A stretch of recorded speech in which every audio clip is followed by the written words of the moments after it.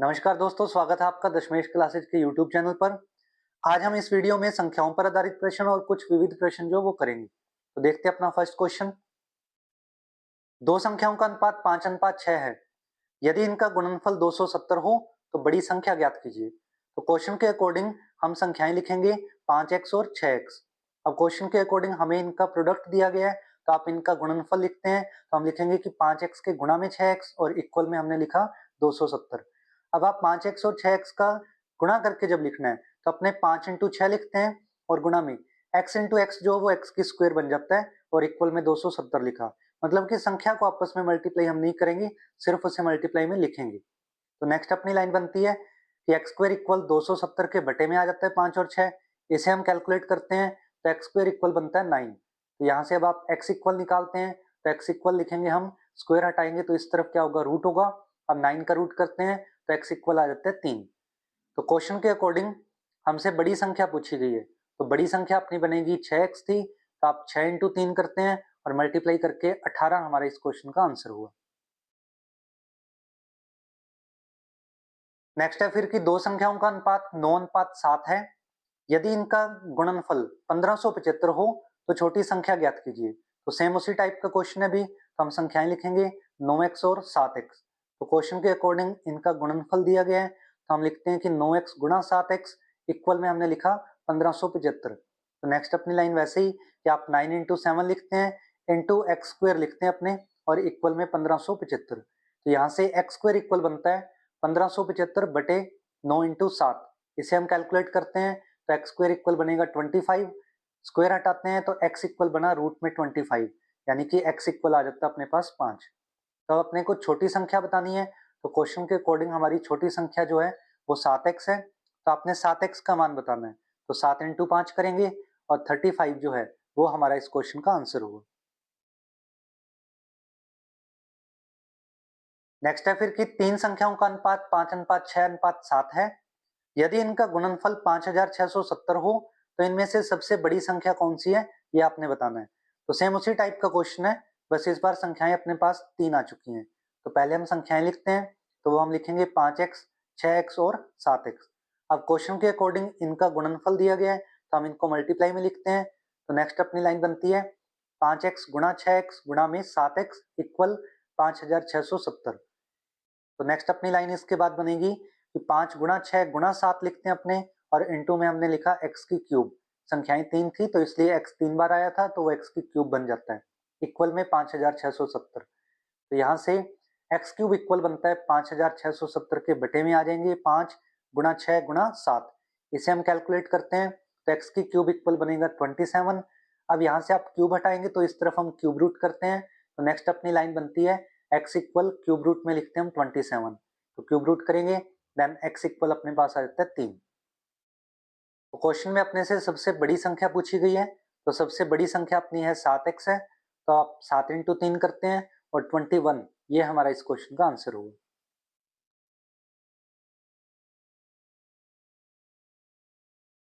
Next है फिर कि तीन संख्याओं का अनुपात 2:3:4 है।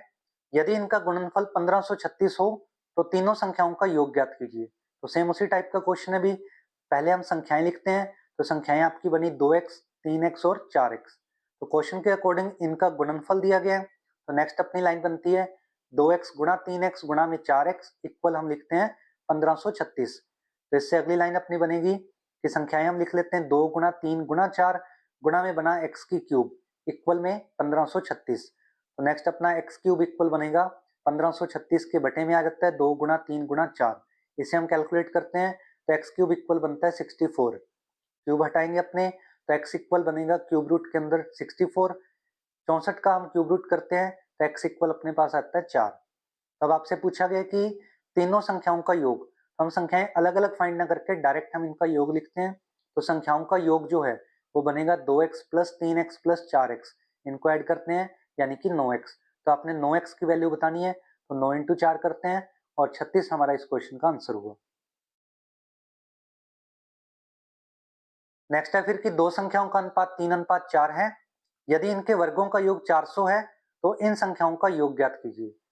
तो इस बार हमें इनकी स्क्वायर्स का सम दिया गया है, तो क्वेश्चन के अकॉर्डिंग हमारी संख्याएं होंगी 3x और 4x। अब इनके अकॉर्डिंग आपको वर्गों का योग करना है, तो क्वेश्चन के अकॉर्डिंग हम इसे लिखेंगे कि 3x और उसके ऊपर स्क्वायर करते हैं प्लस 4x लिखते हैं और उसको भी ब्रैकेट में लिखकर स्क्वायर करते हैं। इक्वल में इनका योग दिया गया है, तो योग हमने लिखा 400। कैलकुलेट करते हैं इसे, तो नेक्स्ट लाइन बनती है 9x square plus 16x square equal बना 400। इनको हम ऐड करेंगे तो ये बनता है 25x स्क्वायर बराबर में 400। तो यहाँ से x स्क्वायर इक्वल बनता है 400 बटे 25। इसे कैलकुलेट करते हैं तो एक्स स्क्वायर इक्वल बना 16। अब आप स्क्वायर हटाते हैं इसकी, तो एक्स इक्वल बनता है √16। तो नेक्स्ट सॉल्व करते हैं, तो एक्स इक्वल आया अपने पास 4। तो आपसे संख्याओं का योग पूछा गया है, तो क्वेश्चन के अकॉर्डिंग संख्याओं का योग बनेगा 3x प्लस 4x यानी कि 7x। तो 7x की वैल्यू निकालते हैं, तो 7 इंटू 4 करेंगे यानी कि 28 हमारा इस क्वेश्चन का आंसर हुआ। नेक्स्ट है फिर कि तीन संख्याओं का अनुपात 2:3:4 है। यदि इनके वर्गों का योग 1044 है तो पहली संख्या ज्ञात कीजिए। तो उसी टाइप का क्वेश्चन है भी, इस बार संख्याएं 2 की बजाय हमें 3 बताई गई हैं। तो क्वेश्चन के अकॉर्डिंग संख्याएं हम लिखेंगे 2x, 3x और 4x। अब आपको इनके वर्गों का योग दिया गया है, तो हम लिखते हैं कि 2x की स्क्वायर प्लस फिर हमने लिखा 3x की स्क्वायर प्लस हमने लिखा 4x की स्क्वायर इक्वल में हमने इनका योग लिखा 1044। स्क्वायर करते हैं इनकी, नेक्स्ट अपना बनता है 4x square plus 9x square plus बना 16x स्क्वायर इक्वल में लिखा हमने 1044। इसे हम ऐड करते हैं, तो नेक्स्ट अपनी लाइन बनती है कि 29x स्क्वायर बराबर बनेगा 1044 के। तो x स्क्वायर इक्वल बनता है 1044 बटे 29। इसे हम कैलकुलेट करेंगे, तो x स्क्वायर इक्वल बनता है 36।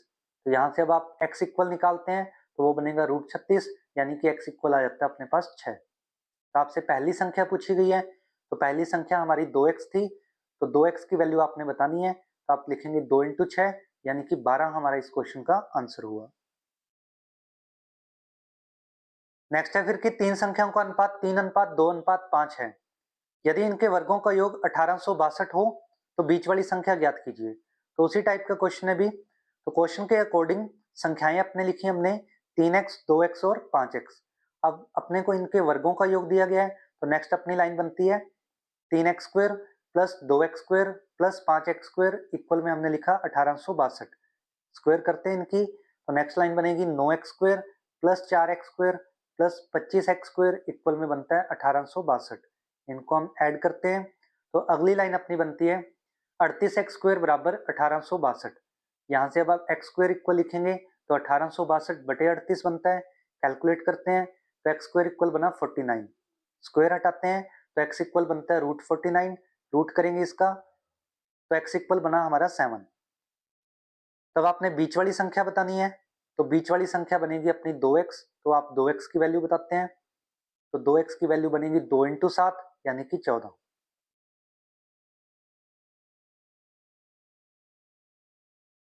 नेक्स्ट है फिर कि तीन संख्याएं 1:2:3 के अनुपात में है और इनके घनों का योग 4500 है। तो सबसे छोटी संख्या ज्ञात कीजिए। तो इस बार हमें स्क्वायर की जगह क्यूब बता दी, तो क्वेश्चन के अकॉर्डिंग संख्याएं हम लिखेंगे x, 2x और 3x।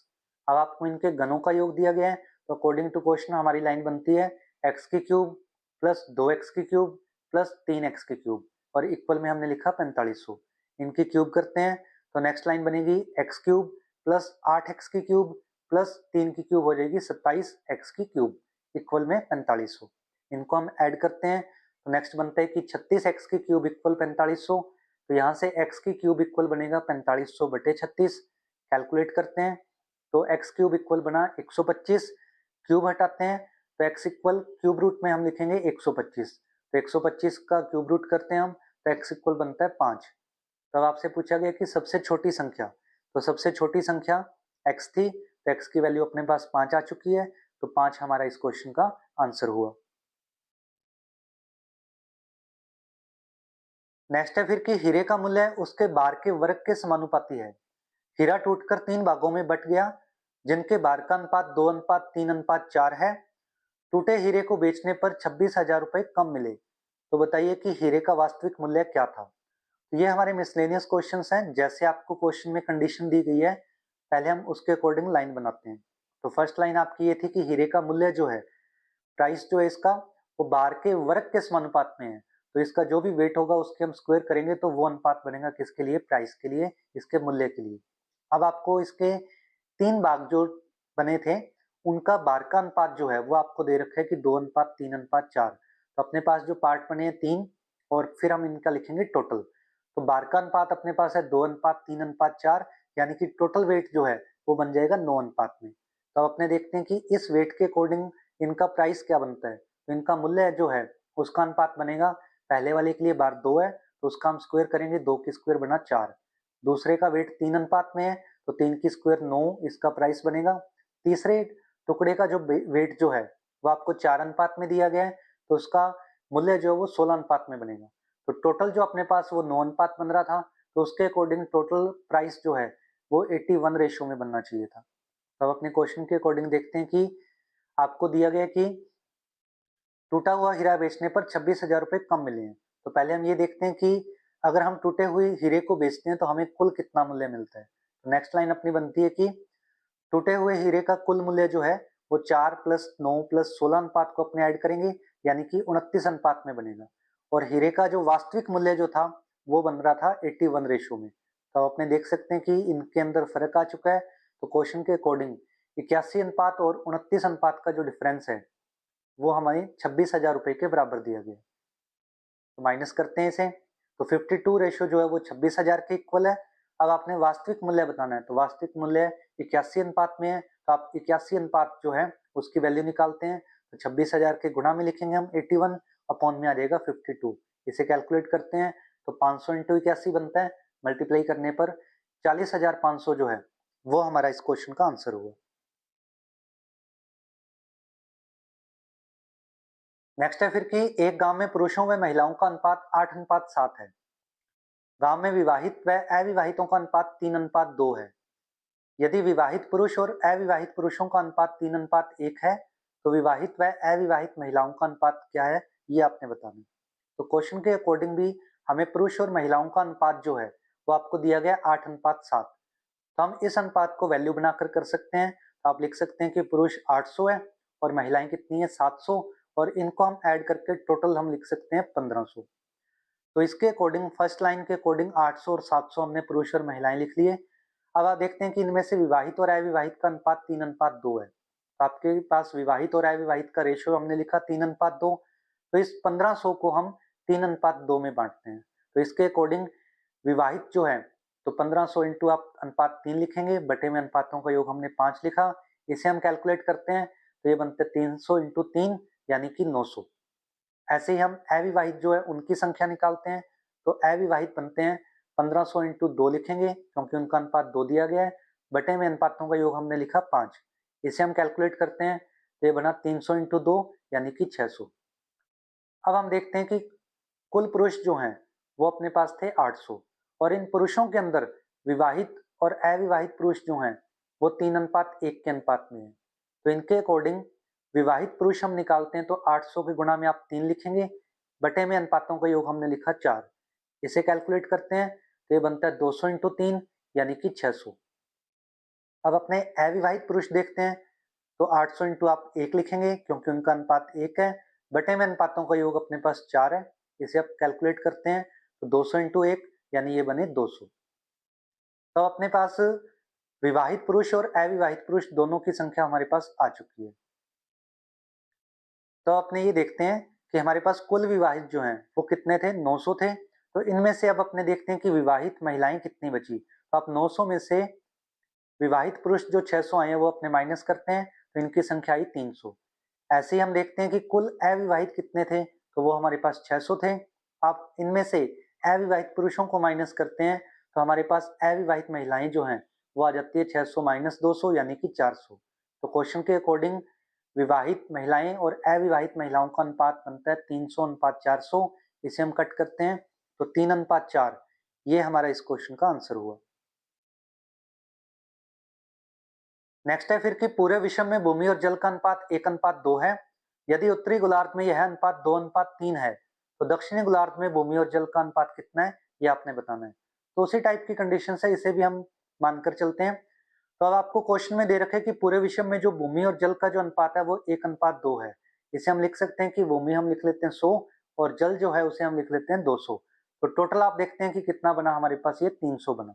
अब आपको जो उत्तरी गोलार्ध में बताया गया है कि भूमि और जल का जो अनुपात है वो हमारे पास 2:3 है। तो आप देखते हैं कि उत्तरी गोलार्ध में टोटल हिस्सा कितना आएगा, तो वो हम लिखते हैं इसमें 150, क्योंकि पूरे विषम में हमने कुल जो है वो 300 लिखा है, तो उसे हम दो भागों में बांट रहे हैं, उत्तरी और दक्षिणी में। तो उत्तरी गोलार्ध यानी कि आधे हिस्से में कितना आ जाएगा, 150। तब आप 150 को बांटते हैं उत्तरी भाग के लिए, तो इसके अकॉर्डिंग भूमि जो है वो बनेगी 150 इंटू 2 बटे में अनुपातों का योग हमने लिखा 5। इसे हम कैलकुलेट करते हैं तो 30 गुणा 2 बनता है, यानी कि 60 बना। ऐसे अपने देखते हैं कि उत्तरी गोलार्ध के अंदर जल जो है वो बनेगा हमारे पास 150 गुणा 3 बटे में अनुपातों का योग हमने लिखा 5। कैलकुलेट किया तो 30 इंटू 3 यानी कि 90। तो अगर हम पूरे विषम में से उत्तरी भाग को माइनस करेंगे तो हमारे पास दक्षिणी भाग ही बचेगा। अब आप देखते हैं कि दक्षिणी गोलार्ध में भूमि जो है वो क्या बचेगी कि पूरे विषम में 100 थी, तो उसमें से 60 जो है वो उत्तरी भाग में थी, तो वो हमने माइनस किया, यानी कि ये बना हमारे पास 40। ऐसे हम लिखते हैं कि दक्षिणी गोलार्ध में जल जो है वो कितना होगा, तो पूरे विषम में हमने 200 लिखा था, उसमें से उत्तरी भाग के अंदर 90 आ गया, तो आप वो 90 माइनस करते हैं, यानी कि 110 बनेगा। तो क्वेश्चन के अकॉर्डिंग दक्षिणी गोलार्ध में जो है वो अपने से पूछा गया कि भूमि और जल का अनुपात, तो वो हम लिखेंगे कि 40:110। इसे हम कैलकुलेट करते हैं तो 4:11, ये हमारा इस क्वेश्चन का आंसर हुआ। नेक्स्ट है फिर कि 15 सदस्यों के परिवार के प्रत्येक सदस्य को चावल की समान मात्रा की आवश्यकता होती है। किसी विशेष दिन परिवार के कुछ सदस्यों के अनुपस्थित होने के कारण उनकी चावल की खपत में 5:3 के अनुपात में कमी हुई, तो उस दिन परिवार के अनुपस्थित सदस्यों की संख्या कितनी थी, ये आपने बताना है। तो क्वेश्चन के अकॉर्डिंग जो है हमें बताया गया कि चावल की समान मात्रा की आवश्यकता होती है, तो जिस अनुपात में मात्रा कम होगी उसी अनुपात में सदस्यों की संख्या कम करेंगे। तो क्वेश्चन के अकॉर्डिंग कुल सदस्य जो अपने पास 15 बताए गए हैं, और इनकी जो खपत जो है उसमें जो कमी बताई गई है वो 5:3 के अनुपात में बताई गई है। तो इसी अनुपात में सदस्यों की संख्या में कमी होगी, क्योंकि हमें प्रत्येक सदस्य को चावल की समान मात्रा की आवश्यकता है, ये हमें बताया गया क्वेश्चन में।